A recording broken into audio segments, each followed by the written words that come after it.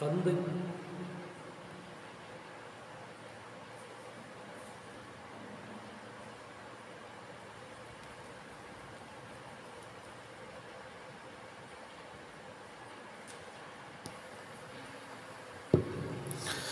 தந்தை மகன் தூயாவியாரின் பெயராலே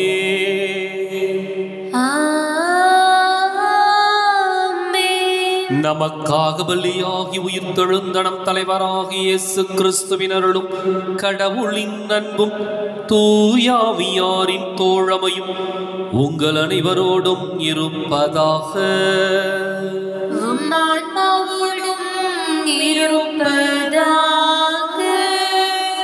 இயேசு கிறிஸ்துவிற்குரிய அருமையான சகோதர சகோதரிகளே, உங்கள் அனைவரையும் இன்றைய தவக்காலத்தினுடைய முதல் ஞாயிறு கொண்டாட்டத்திற்கு வருகை அன்போடு அழைக்கின்றேன்.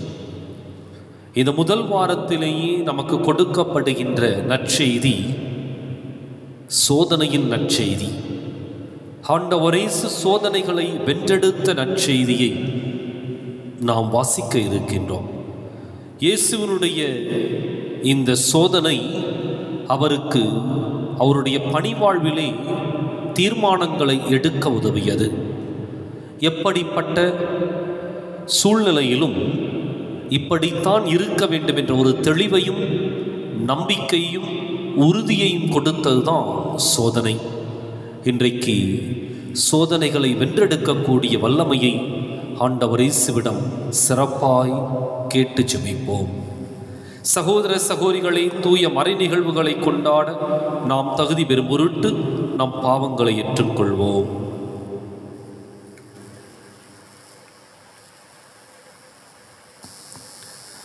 எல்லாம் வல்ல இறைவனிடமும் சகோதர சகோதரிகளே உங்களிடமும் நான் பாவியனை ஏற்றுக்கொள்கின்றேன். ஏனெனில் சிந்தனையாலும் சொல்லாலும் செயலாலும் கடமையில் தவறியதாலும் பாவங்கள் பல செய்தேன். என் பாவமே என் பாவமே என் பெரும் பாவமே. ஆகையால் எப்போதும் கன்னியான புனித மரியாவையும் வானதூதர் புனிதர் அனைவரையும் சகோதர சகோதரிகளே உங்களையும் நம் இறைவனாகிய ஆண்டவரிடம் எனக்காக வேண்டிக் கொள்ள மன்றாடுகின்றேன். எல்லாம் வல்ல இறைவன் நம் மீது இரக்கம் வைத்து நம் பாவங்களை மன்னித்து நம்மை நிலை வாழ்வுக்கு அழைத்துச் செல்வாராக. ஆண்டவரே இரக்கமாயிரும். ஆண்டவரே இரக்கமாயிரும். கிறிஸ்துவே இரக்கமாயிரும். கிறிஸ்துவே இரக்கமாயிரும். ஆண்டவரே இரக்கமாயிரும். ஆண்டவரே இரக்கமாயிரும். மன்றாடுவோமாக. எல்லாம் வல்ல இறைவா, ஆண்டுதோறும் நாங்கள் கடைபிடிக்கும் தவக்கால அருளடையாள செயல்களால் கிறிஸ்துவின் மறையுண்மைகளை புரிந்து கொள்வதில் முன்னேற எங்களுக்கு உதவியருளும். அதனால் அவற்றின் பயன்களை எங்கள் நன்னடத்தையால் அடைவோமாக. உம்மோடு தூயாவியாரின் ஒன்றிப்பில் இறைவனாய் என்றென்றும் வாழ்ந்து ஆட்சி செய்கின்ற எங்கள் ஆண்டவரும் உம் திருமகனுமாகிய இயேசு கிறிஸ்து வழியாக உம்மை மன்றாடுகின்றோம்.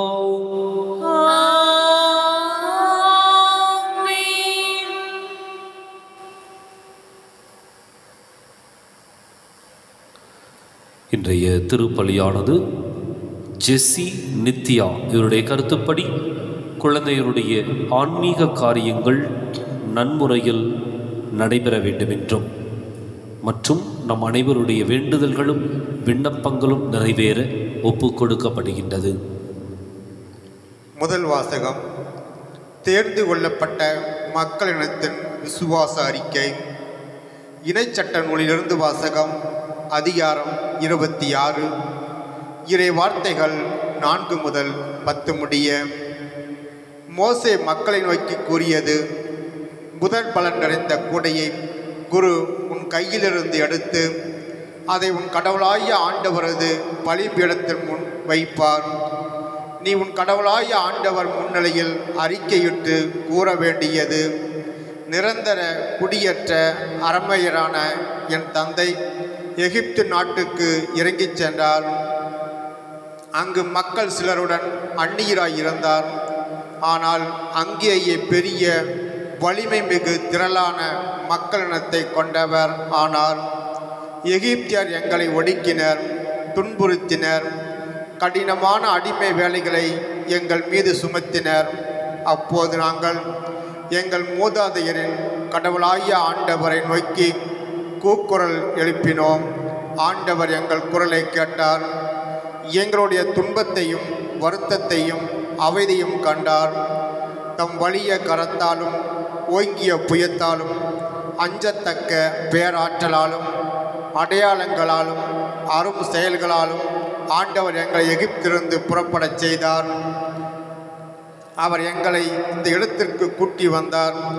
பாலும் தேனும் வழிந்தோடும் இந்த நாட்டை எங்களுக்கு தந்தார். எனவே ஆண்டவரே, இதோ நீர் எனக்கு கொடுத்த நிலத்தின் முதல் பலனை கொண்டு வந்துள்ளேன் என்று சொல்லி அதை உன் கடவுளாகிய ஆண்டவர் முன்னிலையில் வைத்து அவரை பணிந்து தொழுவாய். ஆண்டவர் வழங்கும் அருள் வாக்கு. இறைவனுக்கு நன்றி.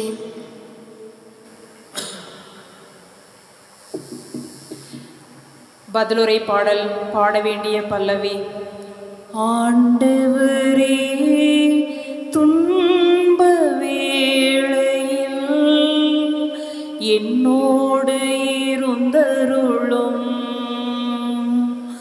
ஆண்டவரே, துன்ப வேளையில்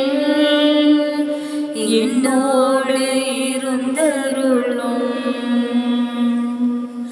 உன்னதரின் பாதுகாப்பில் வாழ்பவர், எல்லாம் வல்லவரின் நிழலில் தங்கியிருப்பவர். ஆண்டவரை நோக்கி, நீரே என் புகலிடம், என் அரண், நான் நம்பியிருக்கும் இறைவன் என்று உரைப்பார். ஆண்டவரே, துன்ப வேளையில் என்னோடு இருந்தருளும். ஆண்டவரே, துன்ப வேளையில் என்னோடு இருந்தருளும். தீங்கு உமக்கு நேரிடாது, வாதை உம் கூடாரத்தை நெருங்காது. நீர் செல்லும் இடமெல்லாம் உம்மை காக்கும்படி தம் தூதருக்கு அவர் கட்டளையிடுவார்.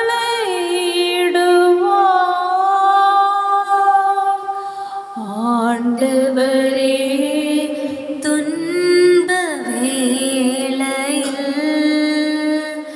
என்னோடு இருந்தருளும். ஆண்டவரே, துன்ப வேளையில் என்னோடு இருந்தருளும். உம் கால் கல்லின் மேல் மோதாதபடி அவர்கள் தங்கள் கைகளில் உம்மை தாங்கிக் கொள்வர். சிங்கத்தின் மீதும் பாம்பின் மீதும் நீர் நடந்து செல்வீர். இளம் சிங்கத்தின் மீதும் விரியன் பாம்பின் மீதும் நீ மிதித்து செல்வீர். ஆண்டவரே, துன்ப வேளையில் என்னோடு இருந்தருளும். ஆண்டவரே, துன்ப வேளையில் என்னோடு இருந்தருளும். அவர்கள் என் மீது அன்பு கூர்ந்ததால் அவர்களை விடுவிப்பே. அவர்கள் என் பெயரை அறிந்துள்ளதால் அவர்களை பாதுகாப்பே. அவர்கள் என்னை நோக்கி மன்றாடும் போது அவர்களுக்கு பதிலளிப்பேன். அவர்களது துன்பத்தில் அவர்களோடு இருப்பேன். அவர்களை தப்புவித்து அவர்களை பெருமைப்படுத்துவே. ஆண்டவரே, துன்ப வேளையில் என்னோடு இருந்தருளும். ஆண்டவரே, துன்ப வேளையில் என்னோடு இருந்தருளும். இரண்டாம் வாசகம். உரோமையருக்கு எழுதிய திருமுகத்திலிருந்து வாசகம். 10ஆம் அதிகாரம் 8 முதல் 13 முடிய இறைவார்த்தைகள். சகோதர சகோதரிகளே, மறைநூலில் சொல்லியிருப்பது இதுவே: வார்த்தை உனக்கு மிக அருகில் உள்ளது, உன் வாயில் உன் இதயத்தில் உள்ளது. இதுவே நீங்கள் நம்பிக்கை கொள்ள வேண்டும் என நாங்கள் பறைசாற்றும் செய்தியாகும். ஏனெனில் இயேசு ஆண்டவர் என வாயார அறிக்கையிட்டு இறந்த அவரை கடவுள் உயிர்த்தெழச் செய்தார் என நீங்கள் உள்ளூர நம்பினால் மீட்பு பெறுவீர்கள். இவ்வாறு உள்ளூர நம்புவோர் கடவுளுக்கு ஏற்புடையவராவர். வாயார அறிக்கையிடுவோர் மீட்பு பெறுவர். ஏனெனில் அவர் மீது நம்பிக்கை கொண்டோர் வெட்கத்திற்கு உள்ளாக மாட்டார் என்பது மறைநூல் கூற்று. இதில் யூதர் என்றோ கிரேக்கர் என்றோ வேறுபாடில்லை. அனைவருக்கும் ஆண்டவர் ஒருவரே. அவரை நோக்கி மன்றாடும் யாவருக்கும் அவர் அளவற்ற நலன்களை பொழிகிறார். ஆண்டவரின் திருப்பெயரை அறிக்கையிட்டு மன்றாடுகிறவர் எவரும் மீட்பு பெறுவார் என்று எழுதியுள்ளது அல்லவா? இது ஆண்டவர் வழங்கும் அருள்வாக்கு. இறைவனுக்கு நன்றி. இயேசு நம் பிணிகளை ஏற்றுக்கொண்டார், நம் நோய்களை சுமந்து கொண்டார். இயேசு நம் பிணிகளை ஏற்றுக்கொண்டார், நம் நோய்களை சுமந்து கொண்டார். நம் பாவங்களுக்காக காயப்பட்டார், அக்கிரமங்களுக்காய் நொறுக்கப்பட்டார். நம் பாவங்களுக்காய் காயப்பட்டார், அக்கிரமங்களுக்காய் நொறுக்கப்பட்டார். இயேசு நம் பிணிகளை ஏற்றுக்கொண்டார், நம் நோய்களை சுமந்து கொண்டார். ஆண்டவர் உங்களோடு இருப்பாராக. உம் ஆன்மாவோடும் இருப்பாராக. புனித லூக்கா எழுதிய நற்செய்தியிலிருந்து வாசகம். ஆண்டவரே, மாட்சி உமக்கே. அதிகாரம் 4. இறைவாக்கியங்கள் 1 முதல் 13 முடிய. அக்காலத்தில் இயேசு தூய ஆவியால் ஆட்கொள்ளப்பட்டு யோர்தான் ஆற்றை விட்டு திரும்பினார். பின்னர் அவர் அதே ஆவியால் பாலை நிலத்திற்கு அழைத்துச் செல்லப்பட்டார். அவர் 40 நாள் அலகையினால் சோதிக்கப்பட்டார். அந்நாட்களில் அவர் ஒன்றும் சாப்பிடவில்லை. அதன் பின் அவர் பசியுற்றார். அப்பொழுது அலகை அவரிடம், நீர் இறைமகன் என்றால் இந்த கல் அப்பமாகும்படி கட்டளையிடும் என்றது. அதனிடம் இயேசு மறுமொழியாக, மனிதர் அப்பத்தினால் மட்டும் வாழ்வதில்லை என மறைநூலில் எழுதியுள்ளதே என்றார். பின்பு அலகை அவரை அழைத்துச் சென்று உலகத்தின் அரசுகள் அனைத்தையும் ஒரு நொடிப்பொழுதில் அவருக்கு காட்டி அவரிடம், இவற்றின் மேல் முழு அதிகாரத்தையும் இவற்றின் மேன்மையையும் உமக்கு கொடுப்பேன். இவை யாவும் என்னிடம் ஒப்படைக்கப்பட்டிருக்கின்றன.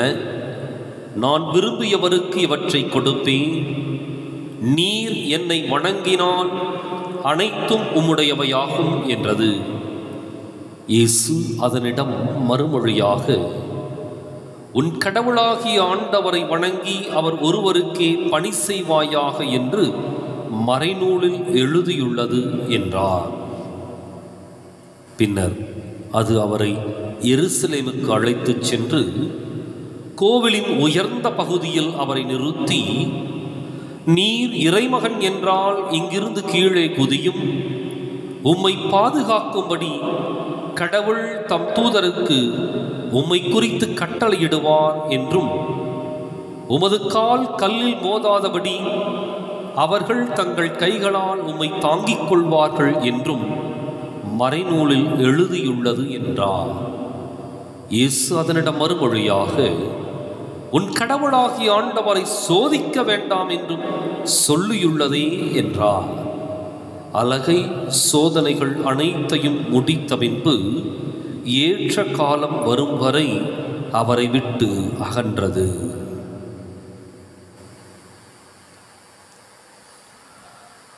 ஆண்டவரின் அருள்வாக்கு. கிறிஸ்துவே உமக்கு புகழ்.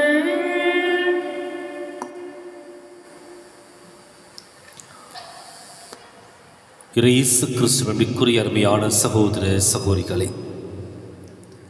தவக்காலத்தினுடைய முதல் ஞாயிற்றுக்கிழமையே நமக்கு சோதனையின் ஞாயிறாக கொடுக்கப்படுகின்றது.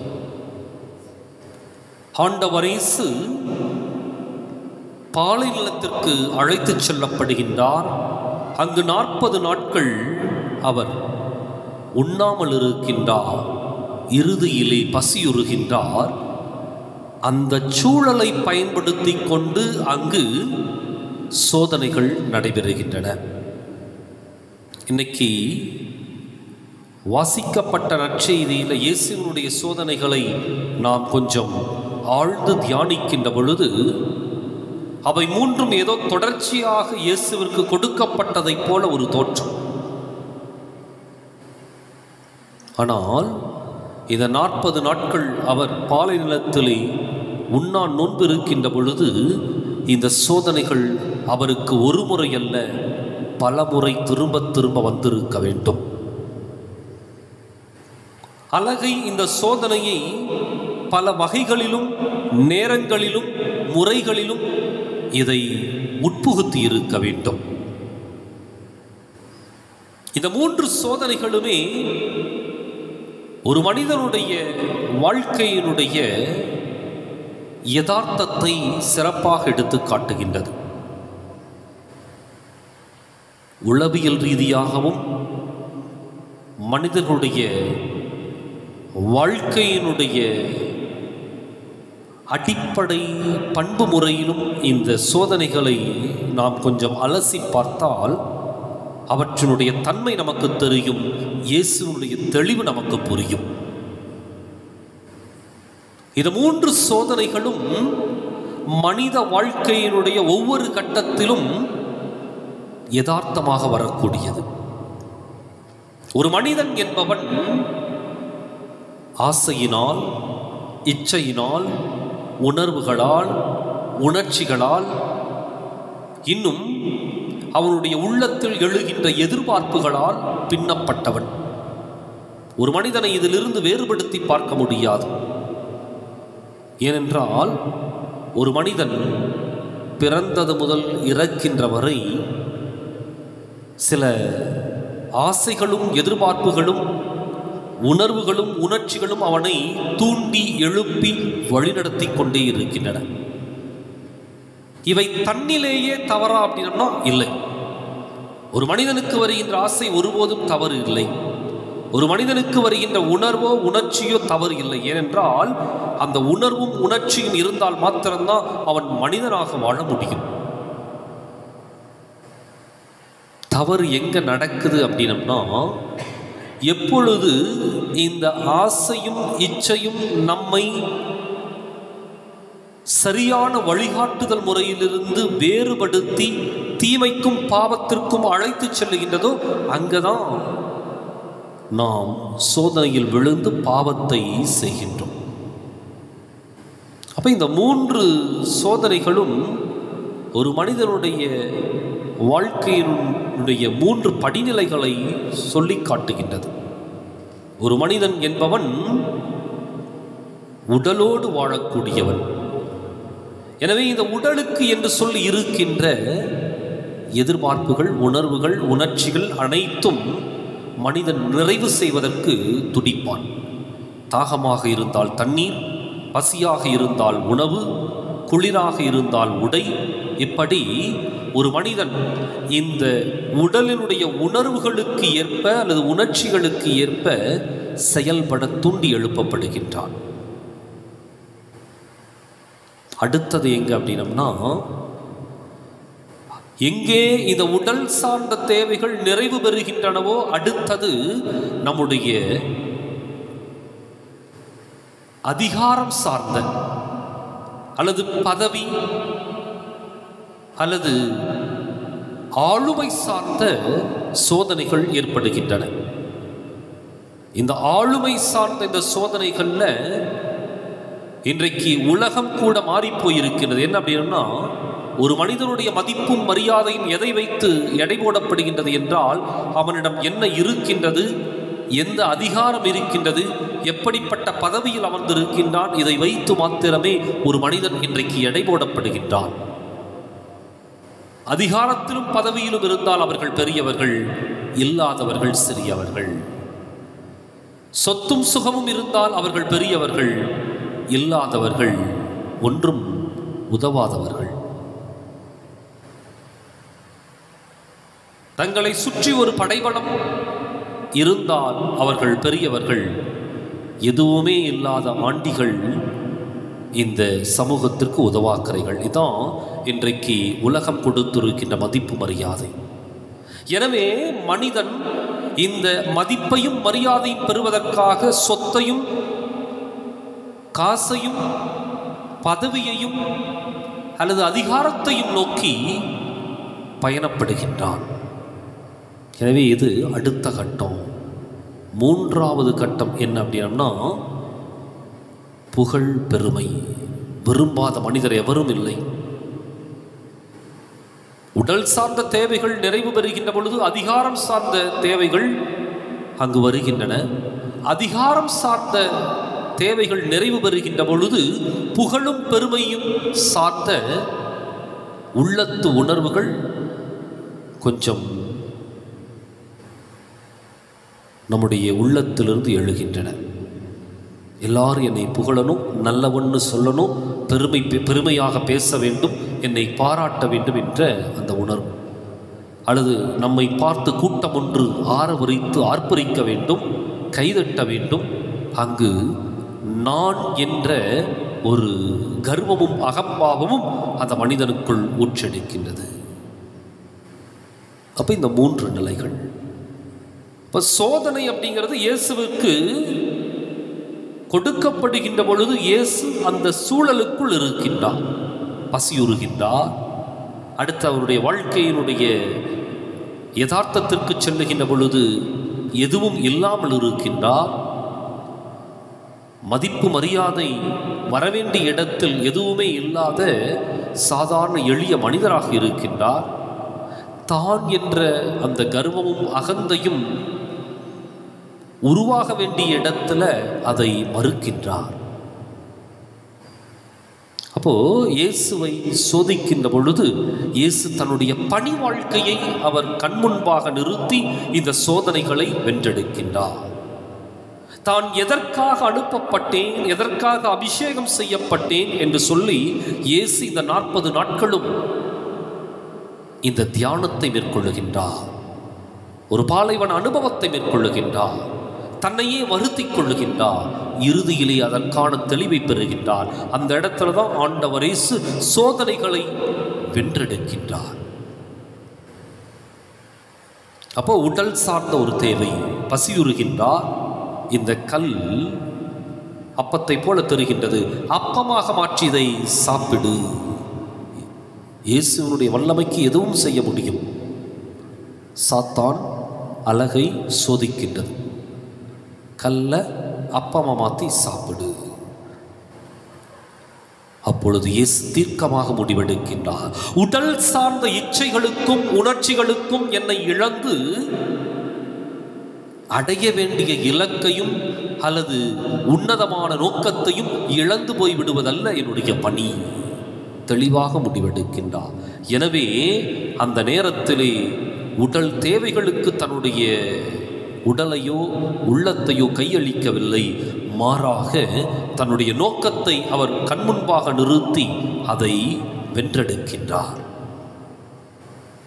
இந்த இயேசுவால் தான் ஓய்வின்றி தன்னுடைய பணி வாழ்க்கையில் பணியாற்ற முடிந்தது. நாளெல்லாம் உழைத்து சோர்வுற்று கப்பலிலே அயர்ந்து தூங்குகின்றார். அப்பொழுது எழுப்புகின்றார்கள். உடனே எழுந்து காற்றையும் கடலையும் கடிந்து கொள்ளுகின்றார். அது மாத்திரமல்ல, ஓய்வெடுக்கலாம் என்று சொல்லி மறுகரைக்கு செல்ல அவர் முயற்சிக்கின்றார். ஆனால் மக்கள் ஏற்கனவே மறுகரையில் காத்திருக்கின்றார்கள். ஆயரில்லா ஆடுகளைப் போல் இருந்ததால் அவர்களுக்கு போதிக்க ஆரம்பிக்கின்றார்.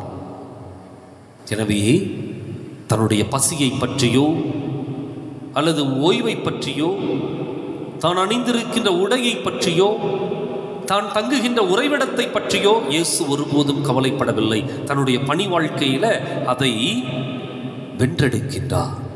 அதனால தான் மனுமகனுக்கு தலை சாய்க்க இடமில்லை. அவர் உடுத்தியது ஒரே ஆடை. அப்போ இத்தனை சோதனைகளையும் வென்றெடுக்கக்கூடிய தன்மையும் தெளிவும் எங்கே கிடைச்சதுன்னா இந்த சோதனையை வென்றெடுத்ததுனால தான். அதனால தான் தன்னுடைய பணி வாழ்க்கையில் எதற்கு முக்கியத்துவம் கொடுக்க வேண்டும் என்பதை இயேசு தெளிவாக உணர்ந்திருந்தார். அடுத்தது பதவி அதிகாரம் சார்ந்தது. இயேசு தெளிவாக இருக்கின்றார் அவருடைய பணி வாழ்க்கையில். எனவேதான் இந்த அதிகாரங்களும் பதவிகளும் அல்லது சொத்தும் சுகமும் எப்படியெல்லாம் ஒரு மனிதனை மயக்குகின்றது என்பதை அவர் அந்த சோதனையிலே உணர்ந்து பார்த்து வென்றெடுக்கின்றார். இந்த அதிகாரத்திற்கும் அல்லது சொத்திற்கும் மயங்கிவிட்டால் எந்த பணியை எந்த எளிய மக்களுக்கு செய்ய முன்வந்தாரோ ஒருவேளை அது திசை மாறிவிடக்கூடும். எனவே அந்த சோதனையை வென்றெடுத்த இயேசுவால தான் அதுக்கப்புறம் பணி வாழ்க்கையில் அவரை அரசராக்க பார்த்த பொழுது அவர் அதை உதறி தள்ளி விடுகின்றார். அவர் அந்த கூட்டத்திற்கு இடையே நடந்து நழுவி போய் விடுகின்றார். ஓசன்னா என்று சொல்லி கூட்டம் முழுவதும் ஆர்ப்பரித்து அழைத்து வருகின்ற பொழுது அந்த இயேசுவிற்கு நன்றாக தெரியும், இன்னும் சில நாட்களிலே இவனை சிலுவையில் அறைந்து கொள்ளும் என்று சொல்லி அதே மக்கள் சொல்லப் போகின்றார்கள் என்று. எனவே அவர் எந்த விதமான அதிகாரத்திற்கும் அல்லது அவருக்கு முன்பாக இருந்த சொத்துக்கும் சுகத்துக்கும் அவர் விலை போய்விடவில்லை. அதனால தான் எந்த காசும் எந்த பொருளும் அவரை விலை கொடுத்து வாங்க முடியவில்லை. அதில் ரொம்ப தெளிவாகவும் உறுதியாகவும் இருந்தார். அங்கெடுத்த அந்த சோதனை வென்றெடுத்தில் எடுக்கப்பட்ட முடிவு தான் அவருடைய பணிக்காலத்தில் தெளிவாக செயல்பட முடிந்தது. இறுதியிலே தற்புகழ்ச்சி கொள்ளாமல், தான் என்ற ஒரு அகந்தையோ ஆணவமோ இல்லாமல் தன்னை முழுமையாக ஆண்டவர் இயேசு கையளிக்கின்றார். புகழை நோக்கி பயணித்தவர் ஆண்டவர் இயேசு அல்ல, அல்லது அடுத்தவர்களுடைய புகழ்ச்சிக்காக தன்னை பெருமை பாராட்ட வேண்டும் என்பதற்காக எந்த காரியத்தையும் ஆண்டவர் இயேசு செய்யவும் இல்லை, சொல்லவும் இல்லை. அவருக்கு பின் ஒரு கூட்டம் இருந்தது. அவருடைய புதுமைகளை கண்டு வியந்த கூட்டம் இருந்தது. அவருடைய போதனையை கேட்டு வியந்த கூட்டம் இருந்தது. ஆனால் இந்த கூட்டத்தை பார்த்த ஆண்டவர் இயேசு ஒருபோதும் மயங்கி விடவும் இல்லை, புகழ்ச்சிக்காக தன்னை இழந்து போய்விடவும் இல்லை. ஆண்டவர் இயேசு தன்னுடைய பணியை செய்வதிலே முழுமூச்சோடு செயல்படுகின்றார். அவருடைய புகழ்ச்சி வார்த்தைகளை கேட்டோ அல்லது அவர்களுடைய பாராட்டுதலை கண்டோ இயேசு ஒருபோதும் மயங்கி போய்விடவில்லை. இன்றைக்கு நாம் சிந்தித்து பார்ப்போம். இன்றைக்கு நம்மை சுற்றி இருக்கின்ற நிகழ்வுகள், நடைபெறுகின்ற சம்பவங்கள் அல்லது சூழல்கள், இவை அனைத்தும் இந்த 3 சோதனைக்குள்ளாக நம்மையும் இழுக்க பார்க்கும். எப்படிப்பட்ட உணர்வோடு நாம் அதை அணுகப் போகின்றோம்? இயேசுவின் மனநிலையோடு நம்முடைய சோதனைகளை வென்றெடுக்க வேண்டும். உடல் சார்ந்த எந்த சோதனையாக இருந்தாலும் சரி, அல்லது நம்முடைய அதிகாரம் பதவி சார்ந்த எப்படிப்பட்ட சோதனையாக இருந்தாலும் சரி, அல்லது தான் என்ற அகம்பாவம் சார்ந்த சோதனையாக இருந்தாலும் சரி, வென்றெடுக்கின்ற பொழுது இயேசுவின் வழியை நமதாக்கிக் கொள்வோம். இறுதி வரை இயேசுவோடு நாம் பயணிப்போம்.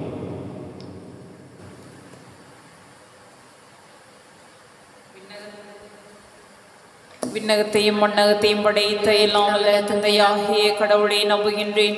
அவருடைய ஒரே மகனாகிய நம் ஆண்டவர் இயேசு கிறிஸ்துவை நம்புகின்றேன். இவர் தூய ஆவியால் கருவுற்று கன்னிமரியாவிடமிருந்து பிறந்தார். போதிய பிலாத்து அதிகாரத்தில் பாடுபட்டு சிலுவையில் அறையப்பட்டு இறந்து அடக்கம் செய்யப்பட்டார். பாதாளத்தில் இறங்கி 3ஆம் நாள் இறந்தோடமிருந்து உயிர்த்தெழுந்தார். விண்ணகத்துக்கு எழுந்தருளி எல்லாம் வல்ல தந்தையாகிய கடவுளின் வலப்பக்கத்தில் வீற்றிருக்கின்றார். அங்கிருந்து வாழ்வோருக்கும் இறந்தோருக்கும் தீர்ப்பு வழங்க வருவார்.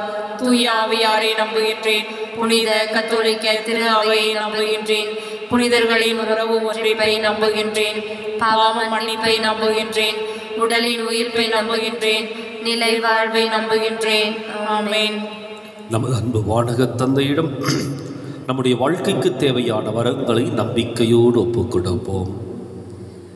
எங்களுக்கு அடைக்கலம் தரும் கற்பாறையாக இருப்பவரே, எம் இறைவா, தவக்காலத்தை தொடங்கியுள்ள திரு அவையின் திருத்தந்தை, ஆயர்கள், துறவரத்தார் மற்றும் பொதுநிலையினர் என எல்லாருக்கும் நீர் அளித்த அருட்சாதனங்களின் மேன்மைகளை உணர்ந்து அதன் வழியாக உமது இறையரசை அடைய வேண்டிய மனமாற்றத்தையும் அதற்கான தவ வாழ்க்கையை மேற்கொள்ள திறந்த மனதையும் வேண்டும் என்று இறைவா உம்மை மன்றாடுகின்றோம். ஆண்டவரே, எங்கள் மன்றாட்டை கேட்டருளும். எங்களை உமது உரிமை சொத்தாக தேர்ந்து கொண்ட இறைவா, எங்கள் குடும்பங்களில் தன்னலம் மறந்து உம்மை போல் அடுத்தவர்களின் வாழ்வு மலர உளமாற உழைக்கவும், உமது நற்செயல்களை எங்கள் வாழ்க்கையில் கடைபிடித்து வாழவும், மற்றவர்களையும் உமது இறையரசில் அழைத்து வர நற்சாட்சிகளாகவும் மாற வேண்டிய வரங்களை தர வேண்டும் என்று இறைவா உம்மை மன்றாடுகின்றோம். ஆண்டவரே, எங்கள் மன்றாட்டை கேட்டருளும். உள்ளத்து உண்மையை விரும்பும் எம் இறைவா, அரசியல் தலைவர்களின் விருப்பு வெறுப்புகளுக்கு பலியாகி தங்களின் வாழ்வையும் எதிர்காலத்தையும் சொந்தங்களையும் சொத்துக்களையும் இழந்து அனாதையாகவும் அகதிகளாகவும் நிற்கும் அபலை மக்களுக்காக உம்மை வேண்டுகிறோம். அவர்கள் இழந்ததை மீண்டும் பெற்று அமைதியிலும் அன்பிலும் வளமையிலும் உடல் நலத்திலும் சிறப்புற வேண்டும் என்று இறைவா உம்மை மன்றாடுகின்றோம். ஆண்டவரே, எங்கள் மன்றாட்டை கேட்டருளும். திரு அவையின் வருங்கால தூண்களை வழிநடத்தும் எம் இறைவா, இளையோர் திரு அவை கொண்டிருக்கும் நம்பிக்கைகளை அவர்கள் புரிந்து கொள்ளவும், கிறிஸ்தவ நம்பிக்கை வழியில் இளையோரது பங்கேற்பையும் பங்களிப்பையும் திரு அவைக்கும் சமூகத்திற்கும் செய்து நற்செய்தி பணியாற்றுபவர்களாக இளையோர் திகழ்ந்திடவும், தங்கள் தேர்வுகளை சிறப்பான முறையில் எழுதி வெற்றி பெறவும் ஆண்டவரே உம்மை மன்றாடுகின்றோம். ஆண்டவரே, எங்கள் மன்றாட்டை கேட்டருளும். அருட்கொடைகளை வாரி வழங்கிடும் எம் இறைவா, இயற்கை என்னும் பெரும் கொடையை எங்களுக்கு கொடையாக இலவசமாக கொடுத்ததை நாங்கள் சரியான முறையில் கையாளும் திறமையின்றி சுயநலவாதிகளாக தவறான வழிகாட்டுதலால் எல்லா இயற்கை செல்வங்களையும் இழந்து எங்களுக்கு நாங்களே இழைத்த தவறுகளுக்காக வருந்தும் இத்தருணத்தில் எங்களை மன்னித்து எங்கள் வருங்கால தலைமுறையினருக்கு உமது இயற்கை கொடைகளை நல்ல முறையில் வழங்கிட வேண்டிய வரங்களை தர வேண்டும் என்று இறைவா உம்மை மன்றாடுகின்றோம். ஆண்டவரே, எங்கள் மன்றாட்டை கேட்டருளும். எங்கள் அன்பு தந்தையே இறைவா, நம்பிக்கையோடு உடைய பாதத்திலே எங்களுடைய தேவைகளை சமர்ப்பித்திருக்கின்றோம். நடைபெற்று கொண்டிருக்கின்ற ரஷ்ய உக்ரைன் போரிலே அனாதைகளாக்கப்பட்டிருக்கின்ற அனைத்து மக்களையும் ஒப்புக் கொடுக்கின்றோம்.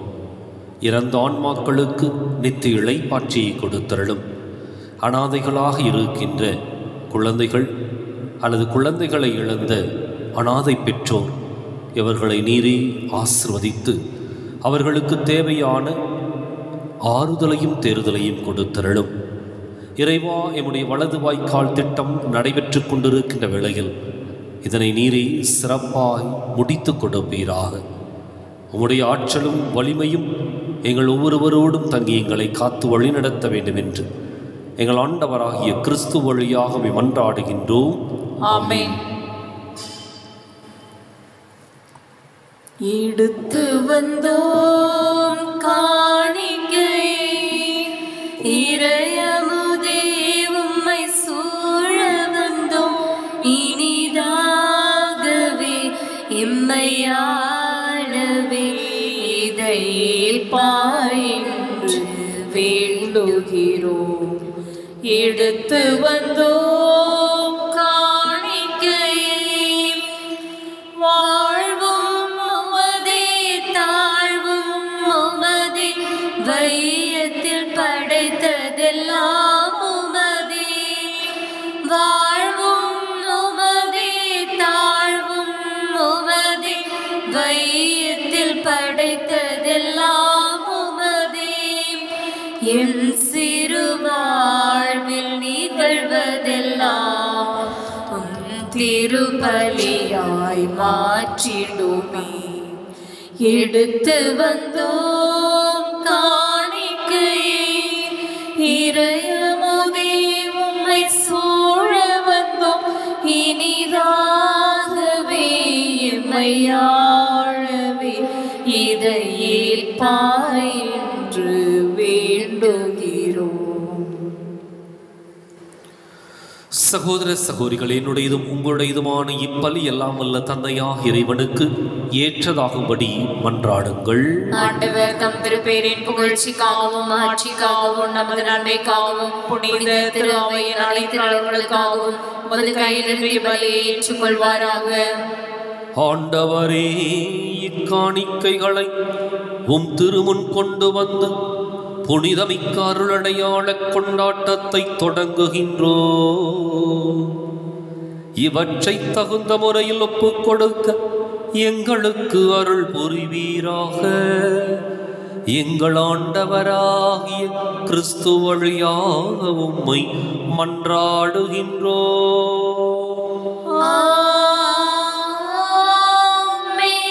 ஆண்டவர் உங்களோடு இருப்பாராக.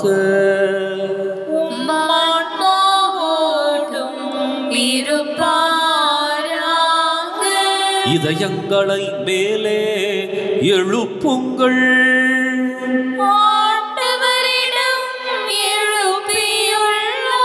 நம் இறைவனாகிய ஆண்டவருக்கு நன்றி கூறுவோம்.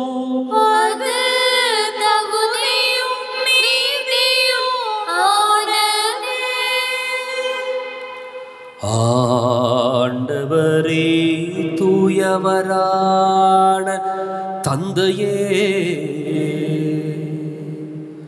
என்றும் உள்ள எல்லாம் வல்ல இறைவா, எங்கள் ஆண்டவராகிய கிறிஸ்து வழியாக எந்நாளும் எவ்விடத்திலும் நாங்கள் உமக்கு நன்றி செலுத்துவது மெய்யாகவே தகுதியும் நீதியும் ஆகும். எங்கள் கடமையும் மீட்புக்கு உரிய செயலுமாகும். கிறிஸ்து 40 நாள்கள் இவ்வுலக உணவை தவிர்த்து உண்ணா நோன்புக்கு உரு கொடுத்து அதை புனிதப்படுத்தினார். மேலும் தொடக்கத்தில் தோன்றிய பாம்பின் மாயக் கவர்ச்சிகள் அனைத்தையும் அவர் தோற்கடித்து தீமையின் ஆட்சி மீது வெற்றி கொள்ள எங்களுக்கு கற்பித்தார். அதனால் பாஸ்கா மறை நிகழ்வை தகுதியான மனதோடு கொண்டாடி இறுதியாக முடிவில்லா பாஸ்காவுக்கு கடந்து செல்வோமாக. ஆகவே வானகத் தூதரணிகளோடும் புனிதரின் பெருந்திரளோடும் நாங்களும் சேர்ந்து உமக்கு புகழ்ச்சி பண்ணிசைத்து முடிவின்றி பாடுவதாவது: தூயவர் தூயவர் தூயவர் வான்படைகளின் கடவுளாம் ஆண்டவர்.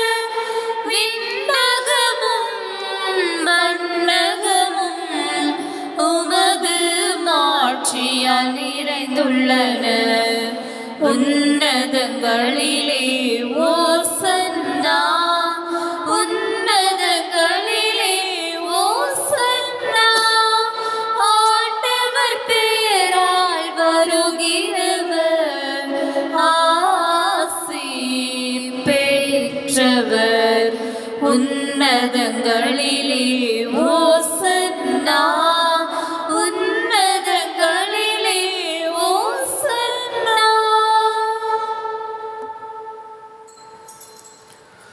தாயும் தந்தையுமான இறைவா, நீர் மெய்யாகவே தூயவர், தூய்மை அனைத்துக்கும் ஊற்று.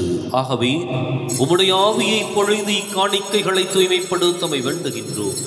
இவ்வாறு எங்கள் ஆண்டவர் இயேசு கிறிஸ்துவின் உடலும் இரத்தமுமாக எங்களுக்கு இவை மாறுவனவாக.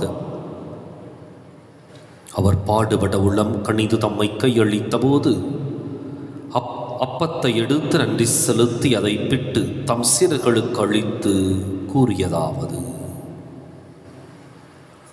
அனைவரும் இதிலிருந்து பெற்று உண்ணுங்கள், ஏனெனில் இது உங்களுக்காக கையளிக்கப்படும் என் உடல்.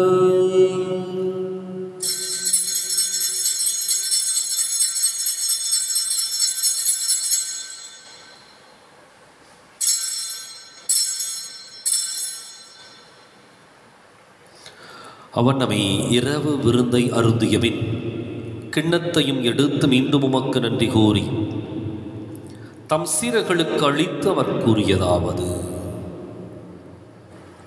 அனைவரும் இதிலிருந்து பெற்று பருகுங்கள், ஏனெனில் இது புதிய நிலையான உடன்படிக்கைக்கு உரிய என் இரத்தத்தின் கிண்ணம். இது பாவ மன்னிப்புக்கென்று உங்களுக்காகவும் பலருக்காகவும் சிந்தப்படும்.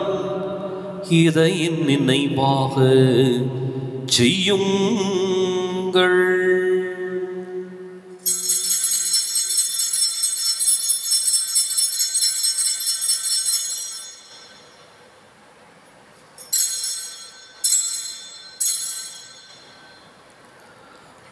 நம்பிக்கையின் மறை பொருள். ஆண்டவரே, நீர் வரும் அளவும் உமது இறப்பினை அறிக்கையிடுகின்றோம், உமது உயிர்ப்பினையும் எடுத்துரைக்கின்றோம். ஆகவே ஆண்டவரே, நாங்கள் கிறிஸ்துவின் இறப்பினையும் உயிர்ப்பினையும் நினைவு கூர்ந்து வாழ்வு தரும் அப்பத்தை மீட்பளிக்கும் கிண்ணத்தையும் உமக்கு ஒப்புக் கொடுக்கின்றோம். உம் திருமுன் நின்று உமக்கு ஊழியம் புரிய தகுந்தவர்களை நீங்கள் ஏற்றுக்கொண்டீர். எனவே உமக்கு நன்றி செலுத்துகின்றோம். மேலும் கிறிஸ்துவின் உடலிலும் இரத்தத்திலும் பங்கு கொள்ளும் எங்களை தூய ஆவியார் ஒன்று சேர்க்க வேண்டுமென உம்மை தாழ்மையுடன் மன்றாடுகின்றோம். ஆண்டவரே, உலகெங்கும் பரவி இருக்கும் அது திரு அவையை நினைவு கூர்ந்தருளும். எங்கள் தலைமை தந்தை பிரான்சிஸ், எங்கள் மறைமாவட்ட தலைமை தந்தை பீட்டர் பீர், எல்லா திருநிலையினராகிய அனைவரோடும் உமது திரு அவை அன்பில் நிறைவு பெறச் செய்தருளும். மேலும் உயிர்த்தெழும் எதிர்நோக்குடன் துயில் கொள்ளும் எங்கள் சகோதரர் சகோதரிகளையும் இறந்தோர் அனைவரையும், குறிப்பாக போரிலே இறந்த சகோதர சகோதரிகளின் ஆன்மாக்களையும், விடுதலைக்காக விதைக்கப்பட்டிருக்கின்ற நம்முடைய ஈழத்தமிழ் உறவுகளையும் இரக்கத்துடன் நினைவு கூர்ந்து முது திருமுக ஒளியினுள் ஏற்றுகளும். எங்கள் அனைவர் மீதும் இரக்கமாயிரும். கடவுளின் கன்னித்தாயான புனித மரியா, அவருடைய கணவரான புனித யோசேப்பு, புனித திருத்தூதர்கள், இவ்வுலகிலும் உகந்தவராயிருந்தோராகிய புனிதர் அனைவருடனும் நாங்கள் நிலை வாழ்வில் பங்கு கொள்ளும் தகுதி பெற்று உம் திருமகன் இயேசு கிறிஸ்து வழியாக உம்மை புகழ்ந்தேத்தும் வரமருள உம்மை மன்றாடுகின்றோம்.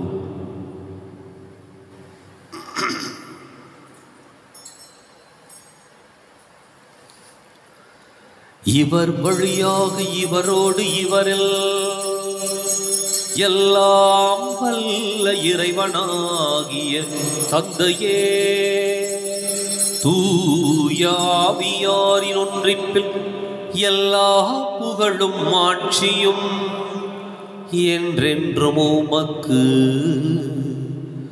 உரியதே.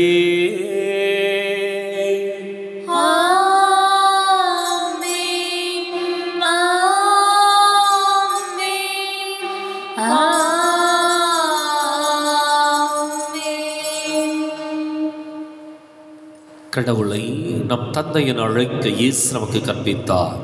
எனவே நாம் அனைவரும் இணைந்து துணிந்து சொல்லுவோம். விண்ணுலகில் இருக்கின்ற எங்கள் தந்தையே, உமது பெயர் தூயது என போற்ற பெறுக. உமது ஆட்சி வருக. உமது திருவுளம் விண்ணுலகில் நிறைவேறுவது போல மண்ணுலகிலும் நிறைவேறுக. எங்கள் அன்றாட உணவை இன்று எங்களுக்கு தாரும். எங்களுக்கு எதிராக குற்றம் செய்வோரை நாங்கள் மன்னிப்பது போல எங்கள் குற்றங்களை மன்னியும். எங்களை சோதனைக்கு உட்படுத்தாதையும் தீமையிலிருந்து எங்களை விடுவித்தருளும். ஆண்டவரே, தீமை அனைத்திலிருந்தும் எங்களை விடுவித்து எங்கள் வாழ்நாளில் அமைதியை கனிவுடன் அருளுமை மன்றாடுகின்றோம். உமது இரக்கத்தின் உதவியால் நாங்கள் பாவத்திலிருந்து எப்போது விடுதலை பெற்று யாதொரு கலக்கமும் இன்றி நலமாயிருப்போமாக. நாங்கள் எதிர்நோக்கி இருக்கும் பேரின்பத்துக்காகவும் எம் மீட்பராகிய இயேசு கிறிஸ்துவின் வருகைக்காகவும் காத்திருக்கின்றோம். ஏனெனில் ஆட்சியும் வல்லமையும் ஆட்சியும் என்றென்றும் உமதே. ஆண்டவரை இயேசு கிறிஸ்துவை, அமைதியை உங்களுக்கு விட்டுச் செல்கின்றேன், என் அமைதியையே உங்களுக்கு அளிக்கின்றேன் என்றும் திருத்தூதர்களுக்கு மொழிந்தீரே. எங்கள் பாவங்களை பாராமல் உமது திரு அவை நம்பிக்கையை கண்ணோக்கி உமது திருவுளத்துக்கு ஏற்பதற்கு அமைதியையும் ஒற்றுமையும் அளித்தருள்வீராக. என்றென்றும் வாழ்ந்து ஆட்சி செய்கின்றவர் நீரே. ஆமென். ஆண்டவருடைய அமைதி உங்களோடு என்றும் இருப்பதாக. ஆன்மாவோடும் இருப்பதாக. ஒருவருக்கொருவர் அமைதியை பகிர்ந்து மகிழ்வோம். உலகின் பாவங்களை போக்கும் இறைவனின் சுமரியே, எங்கள் மேல் இரக்கமாயிரும். உலகின் பாவங்களை போக்கும் இறைவனின் சுமரியே, எங்கள் மேல் இரக்கமாயிரும். உலகின் பாவங்களை போக்கும் இறைவனின் சுமரியே, எங்களுக்கு அமைதியை அளித்தருளும்.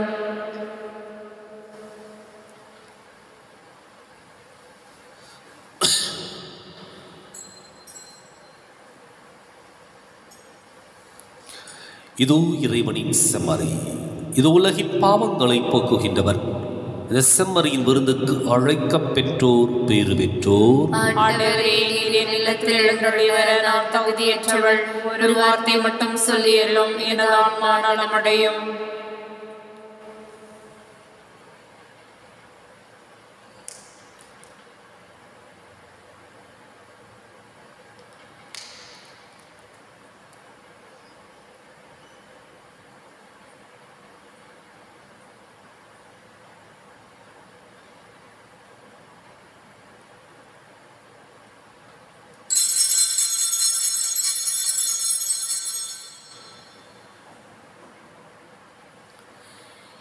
என் இயேசு என்னுள்ளம் தேடி வருகின்ற வேளை இது. அவரை ஏற்றி போற்றி மகிழும் வேளை இது. என் இயேசு என்னுள் உள்ளம் தேடி வருகின்ற வேளை இது. இன்னாத்மாவரை ஏற்றி போற்றி மகிழும் வேளை இது. என் தவம் நான் செய்தேன், நன்றி நான் சொல்வேன். என் தவம் நான் செய்தேன், நன்றி நான் சொல்வேன். என்னாயின் இயேசு என் உள்ளம் தேடி வருகின்ற வேளை இது. இன்னாத்மாவரை ஏற்றி போற்றி மகிழும் வேளை இது. ஆயிரம் குறைகள் என்னிடம் கண்டும் அடைத்திடவே வந்தார்.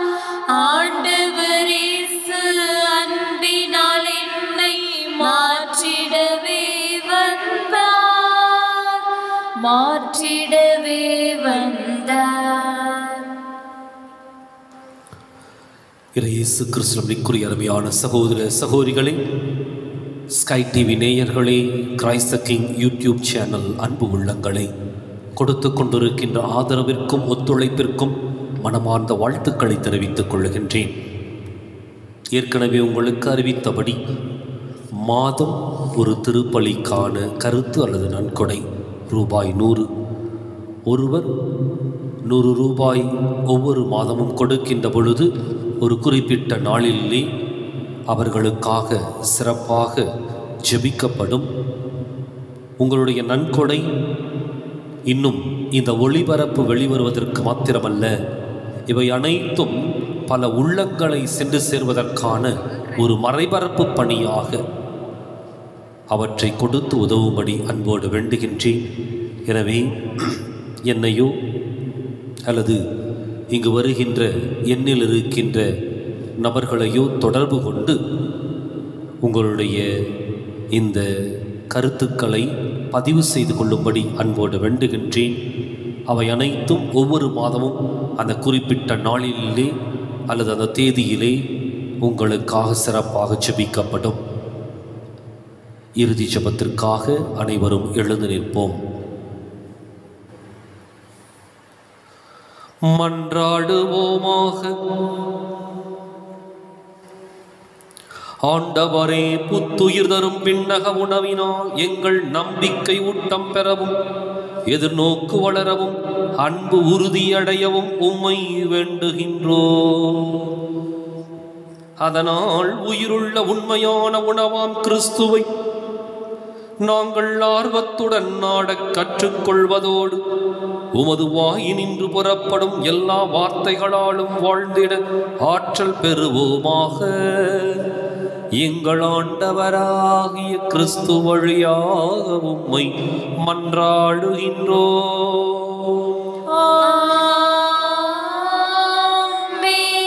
ஆண்டவர் உங்களோடு இருப்பாராக.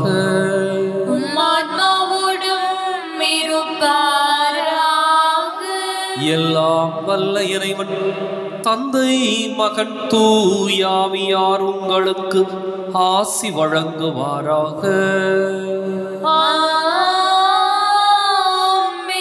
கிறிஸ்துவின் அன்பிலும் அருளிலும் சோதனைகளை வென்றெடுக்கின்ற தைரியமுள்ள மக்களாக வாழ சென்று வாருங்கள். திருப்பலி நிறைவேறிற்று.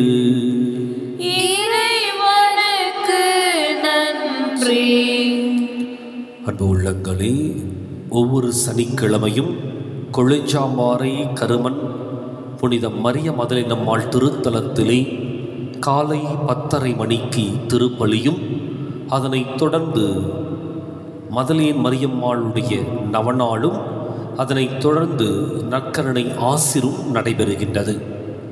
இறுதியிலே அனைவருக்கும் வேண்டுதல் உணவு வழங்கப்படுகின்றது. எனவே அனைவரும் கலந்து கொண்டு சிறப்பாக இந்த புனிதையின் வழியாக ஜெபிக்கவும், இந்த திருத்தலத்திலே அதனுடைய ஒவ்வொரு ஆன்மீக வழிபாட்டிலும் கலந்து கொண்டு அருளை நிறைவாய் பெற்று செல்ல உங்கள் ஒவ்வொருவரையும் அன்போடு வரவேற்கின்றேன். எனவே உங்களுடைய வருகை நிச்சயமாக இந்த புனிதையின் வழியாக ஆண்டவரிடமிருந்து அருள்வரங்களை பெற்று உங்களுடைய இல்லத்திலே சிறப்பாக சீராக சமாதானத்தோடு சந்தோஷத்தோடு வாழ நிச்சயம் இறைவன் உங்களை ஆசிர்வதித்து வழிநடத்துவார். வலது வாய்க்காலுக்காக ஜெபம். அன்பு தந்தையே இறைவா, கேளுங்கள் கொடுக்கப்படும், தட்டுங்கள் திறக்கப்படும், தேடுங்கள் கண்டடைவீர் என்ற இறை வார்த்தையில் நம்பிக்கை வைத்து ஜெபித்த பொழுது கிடைத்த எல்லா நன்மைகளுக்காகவும் உமக்கு நன்றி கூறுகின்றோம். எங்களுடைய பகுதிக்கு தேவையான குடிநீர் திட்டங்களை நிறைவேற்றி எங்களுடைய இல்லங்களுக்கு நல்ல குடிதண்ணீரை பெற்றுக் கொடுத்ததற்காக உமக்கு நன்றி கூறுகின்றோம். எங்களுடைய நீண்டகால போராட்டமான வலது வாய்க்கால் திட்டத்திற்கு 262 கோடி ரூபாய் நிதியை ஒதுக்கி எங்களுடைய தண்ணீர் அவகாசத்தையும் மீட்டெடுத்து கொடுத்ததற்காக உமக்கு நன்றி கூறுகின்றோம். இத்திட்டம் சிறப்பாக நடைபெற்றுக் கொண்டிருக்கின்ற இவ்வேளையில் இதனை விரைந்து நிறைவு செய்து கொடுப்பீராக. இவற்றை எங்கள் ஆண்டவராகிய கிறிஸ்து வழியாக உம்மை மன்றாடுகின்றோம். ஆமென்.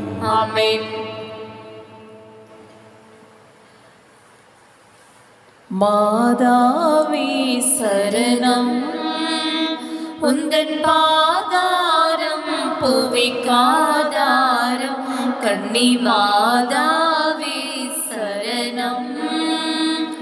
மா பாவம் இம்மை வேவாமல், மா பாவம் இம்மை வேவாமல், காவாயே அருளிவாயே, கன்னி மாதாவே சரணம்.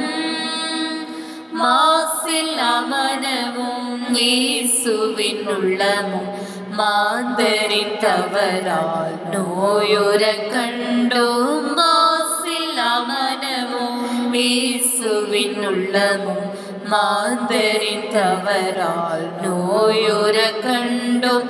ஜெபம் செய்வோம், தினம் ஜெபமாலை சொல்வோம், ஜெபம் செய்வோம், தினம் ஜெபமாலை சொல்வோம். பாவத்திற்காக பரிகாரம் புரிவோம். மாதாவே சரணம், உந்தன் பாதாரம் புவிக்காதாரம், கன்னி மாதா